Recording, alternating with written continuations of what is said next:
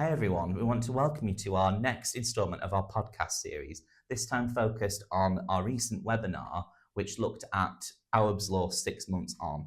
We have lots of questions, which is fantastic, and we're really keen to get through as many of them. So, a short introduction. I'm Andrew Best, the account manager at Pennington Choices. I'm Jordan Brown. I'm head of consultancy here at Pennington Choices.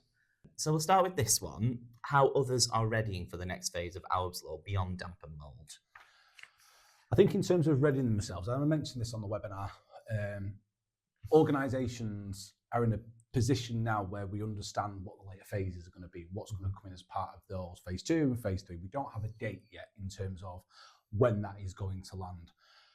Good organisations, and apologies if when you're listening to this, but good organisations have already started having a look at how this impacts them across other hazards, the HHSRS, that are going to come in later in this year. Yep. So organisations are readying themselves in particular by looking at what the impact will be. Organisations generally are in a really good position.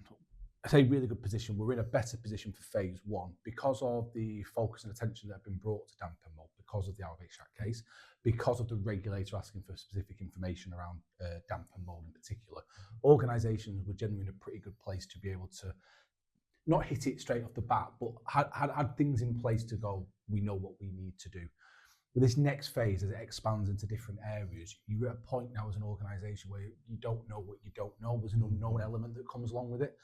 So good organisations are testing it now. Yep. So they're looking at putting things through the timeframes and the summary reports and looking how their system manages it and how they categorise it, how they report on it. Those kind of things are taking place now. So organisations, when it comes in, or when we get a date for when it comes in, we know what we're going to be like. We know where our gaps are, our faults are, what we need to improve, where we need to get to.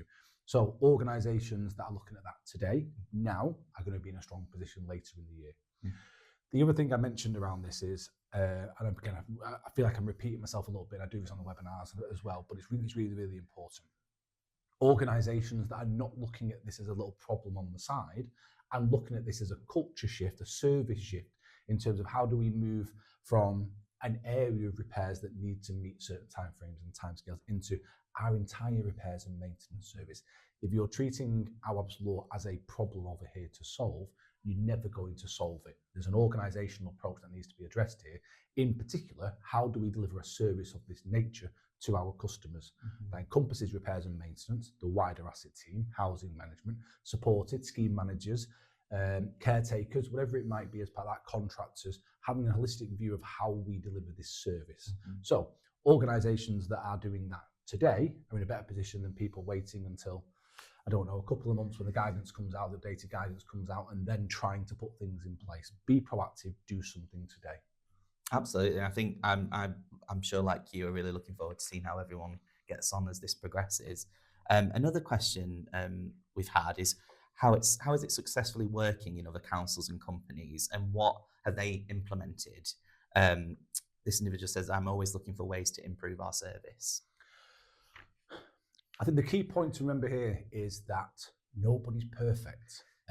I've not come across a single organisation that is genuinely perfect. Yeah. Awaab's Law by its very nature, repairs and maintenance by its very nature, does not allow you to be 100% compliant in the sense of it's not a black and white yes or no. It's not gas servicing. Have I done it? No, I've not. It's a no and I've failed. Awaab's Law has so many fundamental factors involved in the customer liaison when we get in, working around the residents. There's too many factors to allow us to be 100%. So when I look at an organisation and what good looks like, what things they put in place, culture is a huge one, and understanding what Awaab's Law is there to do and designed to do for the customers, for the residents, for the tenants that are in their properties. Fundamentally, it's to make sure we're not leaving residents, customers, tenants in there. So what good looks like is organisations that understand Awaab's Law. The wider team understand the hazards and dangers and things they need to be able to identify and report back, knowing who to report it back to.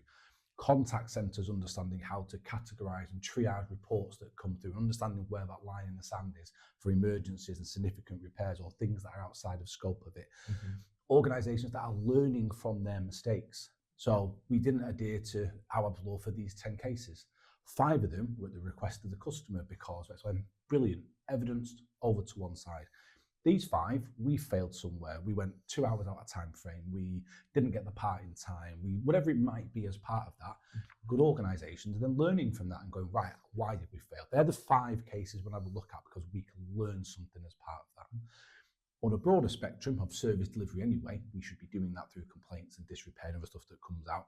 But those organisations have got that culture right are in a better position than those organisations that maybe got a all singing, all dancing system with bells and whistles. Absolutely. Not saying that's wrong, that might be perfectly fine for that organisation, but getting the foundations right first is the most important thing. It's the most important thing for any service that's being delivered in social housing, is understanding, have we got the baseline right? If we have, we can start adding the bells and whistles and stuff on top of it, but can we deliver this service to the requirements of Awaab's law?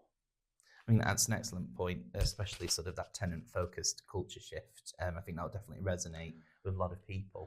That's the thing that worries me the most around this is when I go into organisations and I speak to, not every organisation, I'll kind of put that out there now, but too many times from individuals I'm being asked about numbers and KPIs and ticking boxes. Yeah. And the first question I ask is, what about your residents? The examples we give when we talk to organisations is about making sure that the customer, the resident, the tenant in their properties is safe. Is safe, is secure, is not exposed to unnecessary hazards or risks that are in there, engagement, communication. The failure of Awaab's law, if you fail the timeframes for Awaab's law, the repercussions kind of on a single level are a disrepair claim. They're a civil claim from the customer. So if you're keeping the customer happy, if you're making sure the customer's safe in their properties, you don't need to worry about that side of things too much in terms of a civil claim, even if you end up being 20 minutes out of it, because you're doing everything the right way to help the customer, help the resident in their properties. When we talk about performance reporting internally, it needs to be there. There needs to be that oversight and there needs to be that understanding of it. But what organisations need to be clear on is that there isn't a green, red here. There isn't a yes, no, okay, not okay. There is a big margin of grey in there. And actually the people that understand the grey in particular are the ones that will do this really, really well. Absolutely. I think there's a lot of food for thought there. And sort of leading on from that, a further question we've had is, if an organisation is already meeting most statutory deadlines, what additional steps would you recommend to make compliance truly robust and defensible under scrutiny? Depends what you mean by meeting the times. Go back to that point before. If I went to an organisation saying we are 100% on Awaab's law, the first thing I would think is that's not true. I need to understand why and how you've got to that point. But let's make an assumption that you're doing really, really well, and actually you are meeting all the statutory requirements as part of that. There's an old adage that kind of don't break something, don't fix it if it's not broken. Yeah. But what do you learn from it? If we stand still as a service, at some point that service will fall behind. So what are we doing well? What can we do more of? What can we translate to something else? Can we do it a bit faster, a bit quicker? Have we reached our ceiling of kind of what we are capable of with resources and kind of financial matters? That's great. What I'd ask organisations to do is look on the opposite side of what happens if this goes wrong. What happens if the unhappy path comes on? What happens if we've got a finite amount of resource? What happens if 1 or 2 people are off sick or on holiday? How do we manage that? How do we cope with that? What happens if that system breaks? And actually, that planning of, I feel very negative saying this now, but that planning of what happens when things go wrong, because that's going to be the really important bit, is kind of our systems are robust if everything runs smoothly. If it's not running smoothly, what do we do? And it's about a continuous learning as well, just making sure that if you're doing the right thing and everything's working, great, well done. But let's make sure we continue that and incrementally get better. I like that point. I think it's a real good point about self-awareness and, as things are progressing, sort of that forward planning element and being intuitive, obviously, in the face of these challenges. Sort of neatly leading on from the last question, where does tenant responsibility start? Good one. Yeah. In terms of tenant responsibility, so all our properties are rented out to customers, and there is a expectation on both parties as part of that. So one of the things that comes up a lot, especially for phase 1, was damp and mould, and it's always a tricky subject to navigate in the sense of we've had obviously the Ombudsman Spotlight report on damp and mould. It's not lifestyle. But one of the things I come across a lot of the time is, when is it customers' responsibility, residents' responsibility, and when is it ours? I'm a building surveyor by background. I'm not an expert in damper mold. I won't sit here and pretend I'm a specialist or a chartered surveyor around there as well. But of all the cases I've dealt with, and I've dealt with hundreds over the years, I've never been in a property where it is 100% the fault of one or the other party. I've been in ones where it's 90% the customer or it's been 90% us. But actually, even when it's the customer, sometimes it's an educational piece usually, which is not fully understanding what they can do to minimise it, what is causing the problems, and found over the years explaining it to them and understanding and taking them through it kind of helps massively as part of that. But that obligation is still on the landlord to make sure the customer understands their responsibilities as part of this. There is a very big difference between that and a customer actively stopping the measures you're putting in place, fixing the problem. That's a very different conversation. Yeah. But generally, customers are not there trying to cause problems, but they have restrictions and limitations. And I think where we've been in the past is when we've looked at properties and understood defects and we've fixed those defects and there's still a problem. Things like customer being unable to heat the property and kind of ventilate the property and stuff like that as well. Fuel poverty starts to cause a problem. 20 years ago, organisations would just say customer responsibility. If you're not going to heat your property, then that's on you. We're not in that world. The expectations are greater than that. So the questions I always talk to organisations about is, so when you learn that, what next? Yeah. I talked before about it being not just a repairs and maintenance problem. Fuel poverty, organisations will have kind of housing officers, income teams, rent specialists, they'll have kind of income management, signposting, whatever it might be. So my question at that point in time is, it might be the customer that's causing the problem. Assuming they're not actively doing it, what are you doing to help to educate them? What are you doing helping them in terms of that fuel poverty side of things as well? And there's things that we can still do as an organisation. We need to make sure that there are properties, they're homes, but there are houses. We're the ones that rent these out. We're the ones that put people in them. We're meant to keep people safe in them. So we need to do everything we can to get to that point. There will be cases, and there is some case law. I say this before. I can't remember which organisation it is, so I'm not just going to guess it. But it's down south, Cornwall, Torquay Way, somewhere around there. There is some kind of case law around customers who have purposely cause problems in terms of actively stopping the measures the landlords put in place to minimise things like damp, mould and condensation. And there is case law that says customers can be in trouble for not keeping up their end of the bargain. Where the line is will depend on the case. It'll depend on the scenario, depend on kind of dealing with that customer through there. But they have to act like a tenant-like manner. They have to let you in there. They have to engage and cooperate and kind of all the things that we'd expect of anyone living in a property, really. So where the line is difficult. It'll be dependent upon organisation, individual circumstances. But just because it might be a customer's responsibility doesn't mean the landlord's accountability runs away. They should still be engaged and working with them. It's that engagement, isn't it? I think I really like that point around sort of the educational piece and that's a communication between sort of the two key stakeholders. And I think, those that really sort of endeavour to, make progress there. As you said, there's been significant progress over, the last 20 years, for example. It's great to see. And again, it'll be interesting to see sort of how others sort of spearhead that and sort of the different ways that they sort of take the initiative and tackle that challenge. So neatly leading on from the last question, another attendee of the webinar asked, when tenants repeatedly report damper mould but repairs don't progress, what escalation pathways should frontline services like theirs be using to ensure cases are prioritised? I don't think it's a case of what are the escalation process in there. So I'm assuming from that question there is a frontline staff member who is having some issues with it in a property and it's not escalating properly to the right people within the organisation. Depends. Again, apologies, it sounds a bit wishy-washy, this one, but organisations should have an approach. When we talk about governance and good governance over services, things like their procedure or their policy should have an escalation process that says this needs to go to this person at this stage and if it doesn't, etc. Customers themselves have slightly different escalation process. Your complaints process is a really, really good one. I'm going to put a formal complaint so I can have a formal process for this to make its way through. And if they don't get the answers there, and if they're not getting anything being sorted out at that point in time, that's what the Ombudsman's there for. Then you can then go out to the Ombudsman.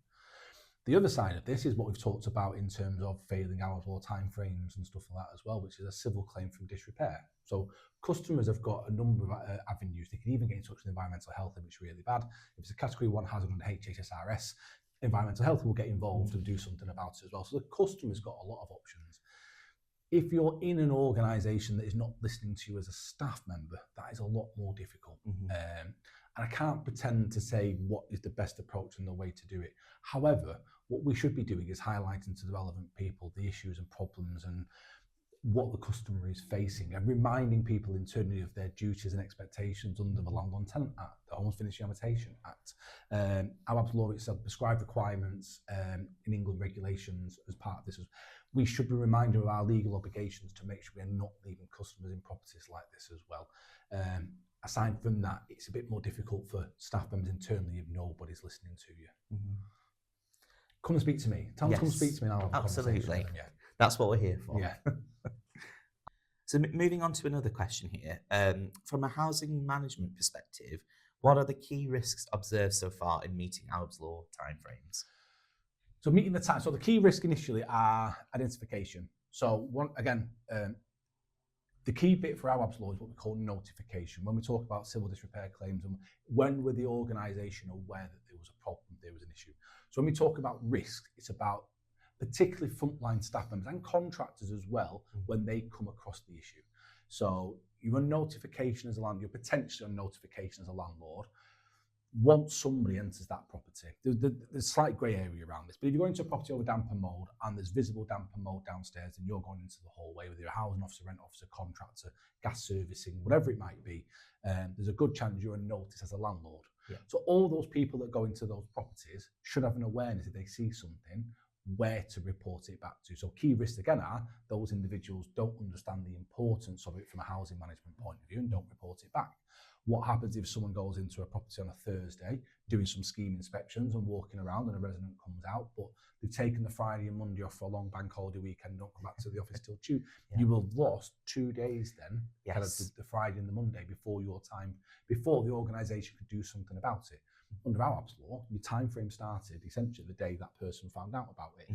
So key risks are that frontline staff members and people into properties don't understand their obligations for the landlord to put things right. The next bit is knowing who to send that information to, and sending the right information to the right people who can make a decision around whether it's an emergency, significant or outside of Awaab's law. So it's the training at that end as well of kind of categorisation of what this needs to be. And then it flows into the repairs and into when contractors go. So you get all the usual risks that a repair runs, which is contract turn up on time, have we got availability, etc.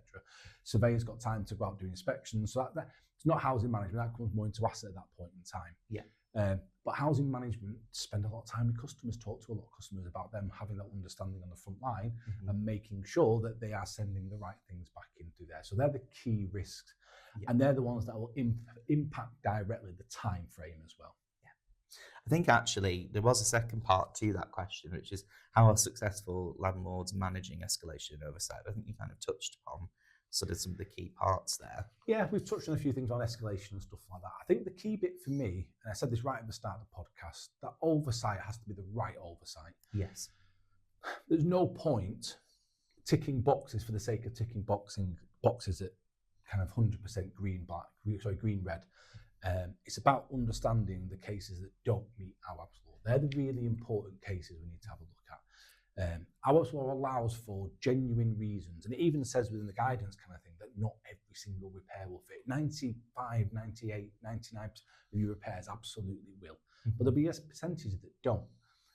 Of those cases that don't fall in there, they're the ones we are interested in. So if you are a director listening to this, or a board or an exec person sat there listening to it kind of thing, 1,000 properties, I'm at 99% compliance. That means you've got 10 properties somewhere where you failed them. And you need to understand why. What did we do wrong? Was it system? Was it training? Was it turn up on time? Was it the customer? Was it the type of case? Was it a big case where actually it wouldn't fall in Awaab's law, we need specialist surveys and etc.? Fine. Did we take the customer away from the risk? How do we marry those performance measures up? And this comes back to that point again, the very different culture shift in how we manage this service now. It's not a, did we turn up on time? Yes, no.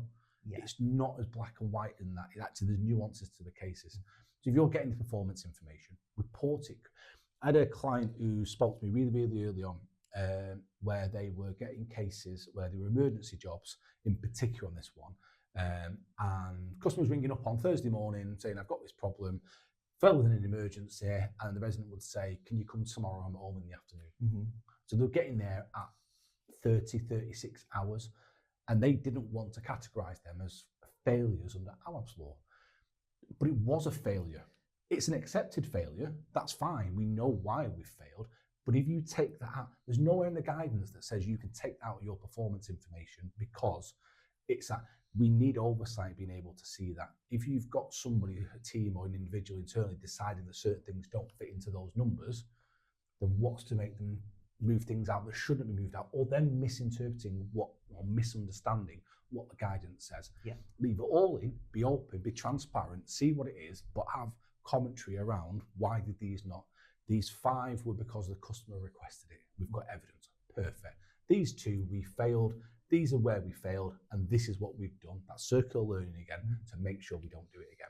I love that point on circular learning, and it's been brilliant, as you say, to see a number of clients being extremely proactive at the moment and sort of really looking at the depth of what's required to sort of do this justice. And I anticipate we'll no doubt see a lot more, in phase 2 and beyond. I hope so.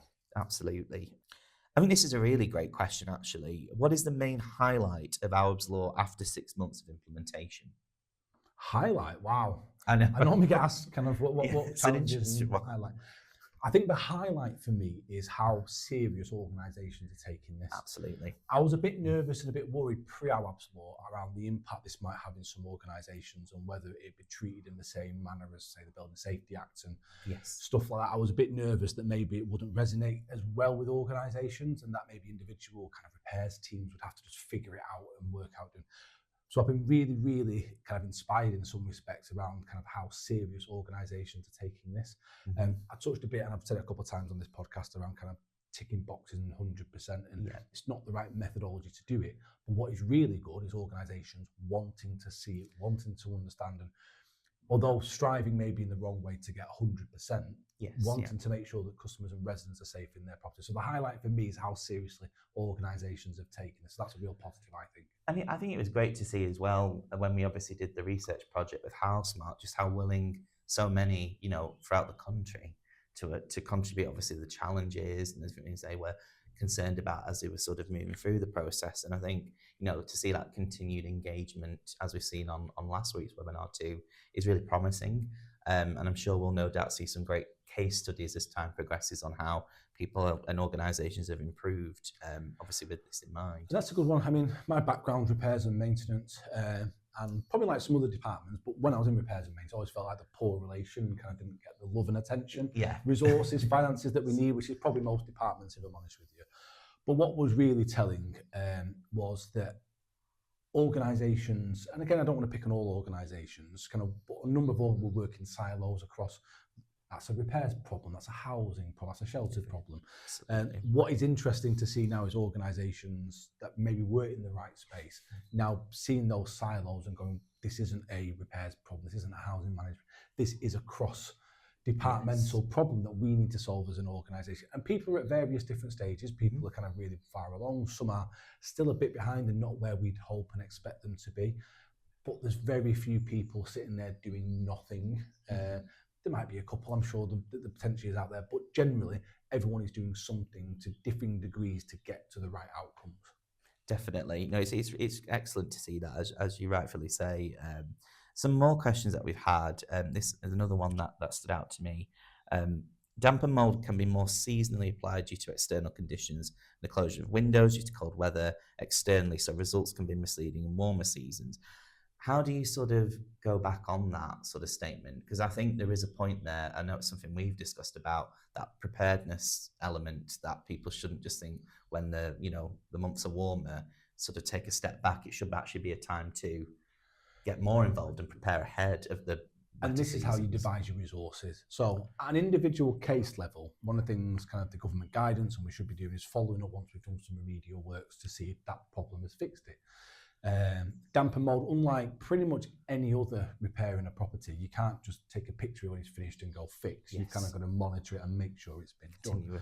Again, working with organisations, if you are doing something at the end of winter, kind of fixing something like this, and then the weather goes really, really warm, there's no point in you ringing up 6 weeks later to check everything's okay because we're in the middle of summer and everything's going to be okay. Yes. Actually, what you want to do with those cases is ring up probably at the start of winter and go, we dealt with you last year, want to check everything's okay. As the winter months roll in, kind of thing, if you start seeing any problems and issues, this is my number. Give us, treating people like grown-ups again, treating residents as they should be. Give us a phone call, make sure everything's okay. In those summer months, you're right, especially if it's condensation related, the increased heat and people open their windows, there's more airflow kind of thing. You don't see it as prevalent as you would during winter months. The bit I talk to organisations about then is, so you've just had an entire winter, you've had 50, 100, 200 cases of this. What are the trends? If you've got 100 properties on an estate and you got 20 issues of damp and mould last year, there's 80 properties that have potentially got the same issue. So you're going to wait until winter until another 20 or 30 people ring up with that same problem. Same thing again. Or shall we go in summer and have a look and go, those extractor fans we fitted weren't big enough, the insulation grid weren't where they need to be. Educate those customers, whatever it might be. Let's do something proactive in summer. So when winter rolls around, we've already done a bit of legwork. You'll still get a couple of cases, but you're right. Don't sit back in summer kind of with your feet up going, let's wait. And then when winter comes around, everyone's running around. Like, let's do some preemptive work to make sure that doesn't happen. Absolutely. Yeah, I completely agree. I think another question someone has asked here, how do organisations report the intricacies for board? Going back to KPI reporting again. Not going to plug, I will plug a little bit. We did some work with Housemark. Housemark, obviously, their markers and measures around this. There's 5 KPIs that they measure as part of that. I suppose 2 sides to this. The first one is don't over provide information. I've been in organisations where they're producing 20, 25 KPIs to board, on top of all the other 50 or 60 KPIs across the business, from income and housing management to supported, that are going to them. It's too much information. What they need to be seeing is, are we compliant or are we not? And if we're not, why are we not? Which bits are we not compliant in? What are the reasons and what are we doing about it? So again, good organisations have probably 4 to 6, maybe 5, probably right in the middle, but just a couple of KPIs that measure kind of, did we attend within the time frame? So emergencies, 10 days, etc. How many customers we had to meet. They need to be really simple and straightforward. You want your board to have a good oversight that allows them to do a bit of scrutiny, a bit of digging, and making sure everything's okay, without presenting everything to them and the board report comes 20 odd pages, because they've got so much to get through. It needs to be succinct in terms of that information that's going to them. And that's the real key bit. And again, that might be slightly different for all. Work with your board. What do you want to see? And this is the really challenging bit sometimes for boards. You might have somebody, probably someone like me, who sits on a board and goes, I want all the information, because I want to see what's going on. You need to be strong and actually push back and go, you don't need, when you need it, we'll give it you, but this is what you need now. And it's about working with boards and cabinets and portfolio holders to understand what level of information is the right level of information to go to them, so they can have that correct oversight. Absolutely. It's a process of refinement, isn't it? And obviously that collaboration will get to that point where it's obviously on the nose. People can look at it clearly, and they're not sort of reading reams and reading War and Peas, if you will. A further question someone's asked is, would a reasonable time frame be justified by aligning the works and other major works programs for the building, and by allowing for procurement processes? Depends on the circumstances again. Take it all the way back to what Awaab's law fundamentally is. It is the government telling us what a reasonable time frame for fixing problems in people's properties look like. Prior to Awaab's law, it was all within a reasonable time frame. Landlord and Tenant Act, Homes Finished Habitation Act was a reasonable time frame. You had to demonstrate what a reasonable time frame looked like. Why did that take you 3 days and that one took you 3 weeks? Well, this one took me 3 weeks because of X, Y, and Z. And then only a judge can tell you whether you acted reasonably or not. Reasonably because I had to wait for a bit of time, because of the customer wasn't in, because materials were not available, whatever that reason might be, they would make an opinion on whether that was reasonable or not. Awaab's law has given us timeframes that are reasonable. For 90 plus 95, like I said before, % of our repairs and maintenance, what reasonable looks like, but not every repair will sit in there. So the scenario you present is slightly different dependent on the works. So if you've got an entire scheme of roofs that need replacing because of damp mould issues in there as part of that, and you need to spend £1 million and you haven't got £1 million, you've got to procure it and go through this, then yes, In some respects, that is absolutely acceptable. But my question straight away would be, what have you done in the interim? Mm-hmm. So what you can't do is go, all these people can just wait until I follow this process down here. What have you done to keep these customers safe and not exposed to risk and harm and hazards in their property? What interim measures, short-term measures have you put in place? Have you had to move a couple out? Have you been able to do some temporary repairs? What have you done to fix that problem in the meantime? It's not about how long this bit takes, it's what you do over here to keep customers safe in their property. Things will always come up where there is a financial value to them, there's an intrinsic complexity to them. Mm-hmm. An example, I had more than a few, way before Awaab's law. Tower block in Manchester City Centre, roof leak on the roof. 2 properties being affected by it. Only way to access it, we needed some scaffolding or some access equipment to go up there and do it. Very small, narrow road in Manchester City Centre. We needed a road closure order to get down there to be able to. We applied to Manchester City Council. When we applied, somebody already had the road closure order. The building next door doing some construction work, they had the road closure order. Manchester City Council couldn't give us approval to do it. We had to ask, essentially that road gets given to whoever's got the road closure order. So we asked the building next door, could we use this road for a couple of days to get up there and do some roof repairs? We got told no, because that had cost them a couple of £1 million in delays in their construction. Yeah. We physically couldn't do anything at that point in time. But what we couldn't do is go to the customers and go, I'm really sorry, but I've got to wait a couple of months until this road closure order finishes before I can fix your roof. So I'll give you a ring in 2 months. No, we had to move some. Well, one of them got moved out. One, we could do some temporary repairs in there that got us through until we got the road closure order. So, although it's not about acting reasonably, it still is. It's still about doing the reasonable thing in there and being able to kind of stand up if you're being investigated or you're in court around a disrepair and saying, I did the right. I couldn't do any more than I did. We acted more than reasonably to fix or sort this problem so the customer was not exposed to it. So I guess to sort of conclude this podcast, what would be, from your perspective, sort of 3 key things that a housing provider or local authority could go away in relation to Awaab's law and phase 2 and beyond, from that sort of preparedness, sort of intuitive, forward-looking perspective? 3 things. The first one for me, absolutely, is don't wait. Don't wait until later in the year. Please don't wait until you've got 6 weeks before this comes in to try and do something. Look at it now. Even if it's big, even if it's scary, even if it means that you're not quite where you need to be, please have a look now. Because if you get later in the year, and let's just say you need some additional resources, let's say that. A lot of people are on 1 to 3 month notice periods. That's after you've done probably a month's worth of recruitment, and then you've got to onboard them. 3 months to bring them up to speed before you, in a good scenario. So if we're looking at what we're in May now, June, July, August, probably going to come out in October, 5 months. So we're getting pretty close to that target time now. So first is first, don't wait. Do something now. See how it impacts you as a business, because it's probably going to come in probably around October time, maybe a little bit before, a little bit after, maybe right as we get into winter, damp and mold stuff's coming back again. Prevalent again. Exactly. So let's not wait as part of that. The second key piece for me is educate all staff members, especially, or staff members and contract.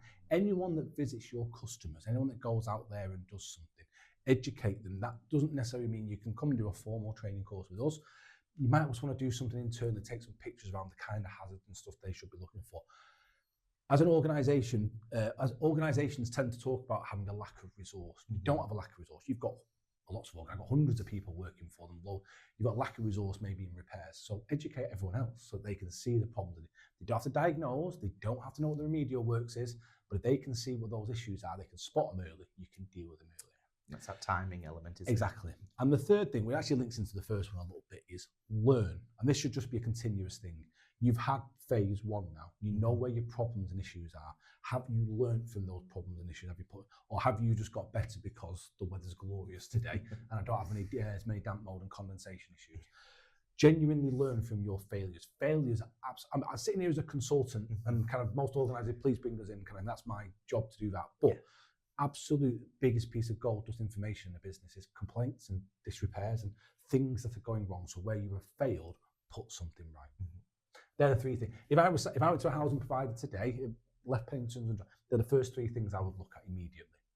Well, that's definitely something for our viewers to absolutely consider. So I do hope you've obviously gained a lot of insight from Jordan, I know I always do.